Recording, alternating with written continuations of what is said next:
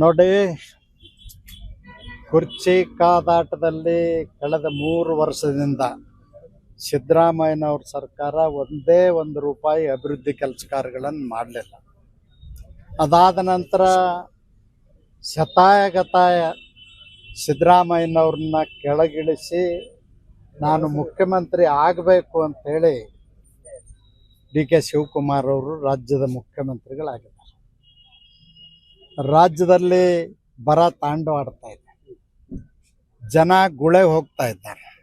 ನಮ್ಮ ಲಮಾಣಿ ತಾಂಡಗಳು ಖಾಲಿ ಆಗಿದಾವೆ, SC ಕೇರಿಗಳು ಖಾಲಿ ಆಗಿದಾವೆ, ದನಕರುಗಳಿಗೆ ಕುಡಿಲಿಕ್ಕೆ ನೀರಿಲ್ಲ, ಮೇವಿಲ್ಲ, ಜನರಿಗೆ ಉದ್ಯೋಗ ಇಲ್ಲ. ಹೀಗಾಗಿ ಜನ ಗುಳೆ ಹೋಗ್ತಾ ಇದ್ದಾರೆ. ರೈತರ ಪರಿಸ್ಥಿತಿ ಅಂತೂ ಮುಂಗಾರು ಹಂಗಾಮಿನಲ್ಲಿ ಮಳೆ ಆಗಬಹುದು ಅಂತ ಆಸೆಯಿಂದ ಬಿತ್ತನೆ ಮಾಡಿದವ್ರದ್ದು ಬೀಜ ಕೂಡ ಭೂಮಿಯಲ್ಲಿ ಕಮರಿ ಹೋಗಿದೆ. ಒಂದು ಕಡೆ ರೈತರು ಸಾಲ ಸೋಲ ಮಾಡಿಕೊಂಡವರು ಆತ್ಮಹತ್ಯೆ ಮಾಡಿಕೊಳ್ಳುವಂಥ ಸ್ಥಿತಿಗೆ ಹೋಗಿದ್ದಾರೆ. ಇನ್ನೊಂದು ಕಡೆ ಕುರ್ಚಿ ಕಾದಾಟದಲ್ಲಿ ರಾಜ್ಯ ಸರ್ಕಾರ ಇವತ್ತು ಡಿ ಕೆ ಶಿವಕುಮಾರ್ ಅವರು 2 ತಿಂಗಳಾಯ್ತು ಮುಖ್ಯಮಂತ್ರಿ ಆಗಿ, ಒಂದೇ ಒಂದು ರೂಪಾಯಿ ಅಭಿವೃದ್ಧಿ ಕೆಲಸ ಕಾರ್ಯಗಳನ್ನು ಮಾಡಿಲ್ಲ, ಜನರಿಗೆ ಉದ್ಯೋಗ ಕೊಟ್ಟಿಲ್ಲ, ಬರಗಾಲ ಕಾಮಗಾರಿ ಘೋಷಣೆ ಮಾಡಲಿಲ್ಲ, ಮತ್ತು ರೈತರಿಗೆ ಪರಿಹಾರ ಕೊಡಲಿಲ್ಲ. ನಾವು ಅನೇಕ ಬಾರಿ ಒತ್ತಾಯ ಮಾಡಿದ್ದೀವಿ. ಉಪಮುಖ್ಯಮಂತ್ರಿಗಳು, ಮುಖ್ಯಮಂತ್ರಿಗಳು ಚಿತ್ರದುರ್ಗ ಬಂದು ಸಭೆ ಮಾಡಿದರೆ ಹೊರತು 1 ರೂಪಾಯಿ ಕೊಡಲಿಲ್ಲ. ಇವತ್ತು ಇಡೀ ರಾಜ್ಯದಲ್ಲಿ 27 ಜಿಲ್ಲೆಗಳಲ್ಲಿ ಬರ ತಾಂಡವಾಡ್ತಾ ಇದೆ. ಒಂದೇ 1 ರೂಪಾಯಿ ಕೊಟ್ಟಿಲ್ಲ, ಒಂದೇ ಒಬ್ಬರಿಗೂ ಕೂಲಿ ಕೆಲಸ ಕೊಟ್ಟಿಲ್ಲ, ದನಕರುಗಳಿಗೆ ಮೇವು ಬ್ಯಾಂಕ್ ಮಾಡಲಿಲ್ಲ, ದನಕರುಗಳಿಗೆ ಗೋಶಾಲೆ ಮಾಡಲಿಲ್ಲ. ಇಂಥ ಒಂದು ಕೆಟ್ಟ ಸರ್ಕಾರವನ್ನು ನನ್ನ 75 ವರ್ಷದ ಜೀವನದಲ್ಲಿ ನಾನು ನೋಡಿಲ್ಲ. ಬಂಡತನದಿಂದ ಇವತ್ತು ವಿಧಾನಸೌಧದಲ್ಲಿ ಕೂತಿದ್ದಾರೆ. ಅದು ಹ್ಯಾಕೆ ಕೂತಿದ್ದಾರೆ? ಎಲ್ಲ ಪೇಮೆಂಟ್ ಶೀಟ್ ಅಂತೇಳಿ ಅವರ ಹಿರಿಯ ಶಾಸಕರು, ಮಾಜಿ ಮಂತ್ರಿಗಳೇ ಮಾತಾಡ್ತಾ ಇದ್ದಾರೆ. ಇವತ್ತಿನ ಸರ್ಕಾರ ಅಂದರೆ ಎಲ್ಲ ಪೇಮೆಂಟ್ ಶೀಟ್, ಯಾರಿಗೂ ಪುಕ್ಕಟ್ಟೆ ಮಂತ್ರಿ ಮಾಡಿಲ್ಲ. 2 ತಿಂಗಳಾತು ಮಂತ್ರಿಮಂಡಲ ವಿಸ್ತರಣೆ ಮಾಡಿರ್ಬೇಕಾದ್ರೆ ತಿಣಕಾಡಿ ಮಾಡಿ ವಾರಗಟ್ಟಲೆ ಆದ್ರೂ ಇವತ್ತು ಖಾತೆ ಹಂಚಿಕೆ ಆಗಿಲ್ಲ. ಯಾವ ಮಂತ್ರಿನೂ ಯಾವ ಖಾತೆ ಮಂತ್ರಿ ಅಂತ ಯಾವ ಜಿಲ್ಲೆಗೆ ಹೋಗ್ಬೇಕು, ಅವರು ಯಾವ ಜಿಲ್ಲೆಗೆ ಹೋಗ್ಬೇಕು? ಹೀಗಾಗಿ ಆಡಳಿತದ ಮೇಲೆ ಬಿಗಿ ತಪ್ಪಿದೆ, ಜನ ರೋಷ್ ಹೋಗಿದ್ದಾರೆ. ಅದಕ್ಕೆ ನಾನು ಸರ್ಕಾರಕ್ಕೆ ಆಗ್ರಹ ಮಾಡ್ತೀನಿ, ಕೂಡಲೇ ಎಲ್ಲ ಜಿಲ್ಲೆಗಳಲ್ಲಿ ಬರ ಕಾಮಗಾರಿಗಾಗಿ 100 ಕೋಟಿ ರೂಪಾಯಿ ಬಿಡುಗಡೆ ಮಾಡಬೇಕು. 100 ಕೋಟಿ ಅಂದರೆ 8-10 ವಿಧಾನಸಭಾ ಕ್ಷೇತ್ರ ಇರ್ತಾವೆ, 1 ಕೋಟಿಗೆ 8-10 ಕೋಟಿ ಬರ್ತಾವೆ.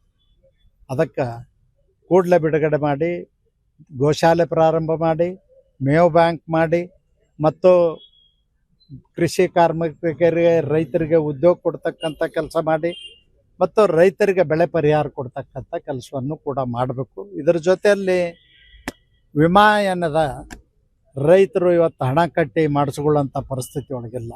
ಅದಕ್ಕೆ ಬರಗಾಲದ ಒಂದು ಭಾಗವಾಗಿ ರೈತರ ಪಾಲಿನ ಬೆಳೆ ವಿಮೆಯನ್ನು ಸರ್ಕಾರನೇ ಕಟ್ಟಿದರೆ ಅವ್ರಿಗೆ ಪೂರ್ಣ ಪ್ರಮಾಣದಲ್ಲಿ ಇವತ್ತು ಬೆಳೆ ವಿಮಾ ಸಿಗೋದ್ರಿಂದ ಒಂದು ಪರಿಹಾರ ಆಗ್ತದೆ, ರೈತರಿಗೆ ಸ್ವಲ್ಪ ಉಸಿರಾಡಿಸ್ಲಿಕ್ಕೆ ಅನುಕೂಲ ಆಗ್ತದೆ. ಅದಕ್ಕೆ ಮಾಡಬೇಕು ಅಂತ ಒತ್ತಾಯ ಮಾಡ್ತೀನಿ.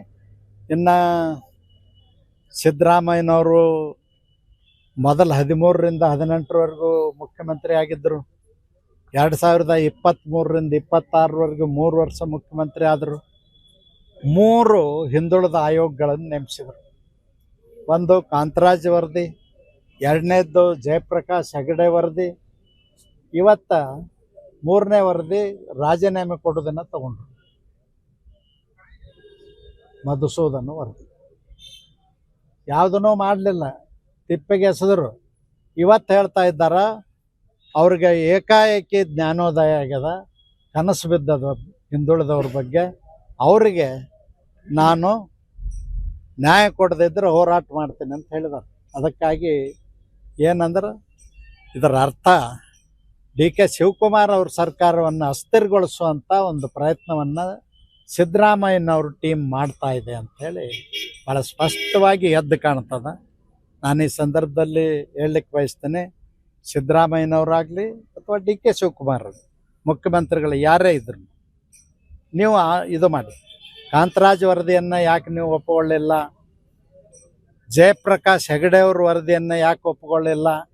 ಇವತ್ತು ಮಧುಸೂದನದ ಇದೊಂದು ನಾಟಕ ಮಾಡಿ ಜನರಲ್ಲಿ ಗೊಂದಲ ಸೃಷ್ಟಿ ಮಾಡೋದ್ರ ಬದಲಾಗಿ ಅಧಿಕಾರ ಬಂದಾಗೆ ಮಾಡಿ ತೋರಿಸ್ಬೇಕಾಗಿತ್ತು. ಮಾಡದೇ ಇರೋದನ್ನು ನಾನು ಖಂಡಿಸ್ತೇನೆ. ಈ ದೇಶದಲ್ಲಿ ಮೀಸಲಾತಿ ವ್ಯವಸ್ಥೆ ಬಂದಿರತಕ್ಕಂಥದ್ದು 1950. 1950ರಲ್ಲಿ ಬಂದಾಗ ಏನು ಪ್ರಶ್ನೆ ಬಂತು ಅಂದ್ರೆ, ಮಹಾತ್ಮ ಗಾಂಧೀಜಿಯವ್ರ ನೇತೃತ್ವದಲ್ಲಿ ಅಂಬೇಡ್ಕರ್ರು, ಪಂಡಿತ್ ಜವಾಹರ್ಲಾಲ್ ನೆಹರು ಅವರು, ಸರ್ದಾರ್ ವಲ್ಲಭಭಾಯಿ ಪಟೇಲ್ರು, ಬಾಬು ಜಗಜೀವನ್ ರಾಮ್ರವರು, ಇಂಥ ದೇಶದ ಹಿರಿಯ ನಾಯಕರೆಲ್ಲರೂ ಕೂಡಿ ಅಸ್ಪೃಶ್ಯರದು ಭಾಳ ಹೀನ ಸ್ಥಿತಿ ಇತ್ತು. ಅವ್ರನ್ನ ಯಾರೂ ಮುಟ್ಟಿಸ್ಕೊಳ್ತಿದ್ದಿಲ್ಲ, ಊರೊಳಗೆ ಬರ್ಗೊಡ್ತಿದ್ದಿಲ್ಲ. ಎಂಥ ಕೆಟ್ಟ ಪರಿಸ್ಥಿತಿ ಒಳಗಿದ್ರು. ಅವ್ರಿಗೆ ಜಮೀನಿಲ್ಲ, ಉದ್ಯೋಗ ಇಲ್ಲ. ಅವ್ರಿಗೆ ಆರ್ಥಿಕವಾಗಿ, ಶೈಕ್ಷಣಿಕವಾಗಿ, ಸಾಮಾಜಿಕವಾಗಿ ಮೇಲೆತ್ತಬೇಕನ್ನೋ ಉದ್ದೇಶದಿಂದ ಶಿಕ್ಷಣದಲ್ಲಿ ಮತ್ತು ಉದ್ಯೋಗದಲ್ಲಿ ಮೀಸಲಾತಿ ಮತ್ತು ಅದರ ಜೊತೆಯಲ್ಲಿ ರಾಜಕೀಯ ಮೀಸಲಾತಿಯನ್ನು ಕೊಟ್ಟಿರ್ತಕ್ಕಂಥದ್ದು. ಅದಕ್ಕೆ ಭಾಳ ಸ್ಪಷ್ಟವಾಗಿ ಹೇಳಿದ್ದಾರೆ ಪ್ರಧಾನಮಂತ್ರಿಗಳು. ನಿನ್ನೆ ಮೊನ್ನೆ ತಾವು ನೋಡಿದ್ರಿ, ತಾವೇ ಬರೆದದ್ದನ್ನು ಓದಿನಿ ನಾನು. ಏನು ಹೇಳಿದಾರ? ಎಲ್ಲಿವರೆಗೂ ಈ ದೇಶದಲ್ಲಿ ಅಸ್ಪೃಶ್ಯತೆ ಇರ್ತದ, ಜಾತಿ ವ್ಯವಸ್ಥೆ ಇರ್ತದ, ಅಲ್ಲಿವರೆಗೂ ಮೀಸಲಾತಿ ಇರ್ತದೆ. ನೋಡಿದ್ರೆ ನಿಮಗೆ ಅನಿಸ್ತದಲ್ಲ, ಈಗೇನೋ ಒಂದು ಮತ್ತೆ 4 ಮಂದಿನ ಬದಲು ಮಾಡಿ 4 ಮಂದಿನ ತೊಗೊಳಕ್ಕೆ ಹೊಂಟಾರತ್ತ. ಈಗ ಮತ್ತು ಅವರು ಪಾಪ ಎಲ್ಲೆಲ್ಲೋ ಪೇಮೆಂಟ್ ಕೊಟ್ಟವ್ರು, ಅದು ಅವ್ರು ಏನು ಮಾಡ್ಬೇಕು? ಅದಕ್ಕೆ ಕಷ್ಟದಲ್ಲಿದೆ. ಸಿದ್ದರಾಮಯ್ಯ ಸಚಿವ ಸಂಪುಟ ವಿಸ್ತರಣೆಗಳಿಗೆ ಹಾಜರಾಗಲಿಲ್ಲ.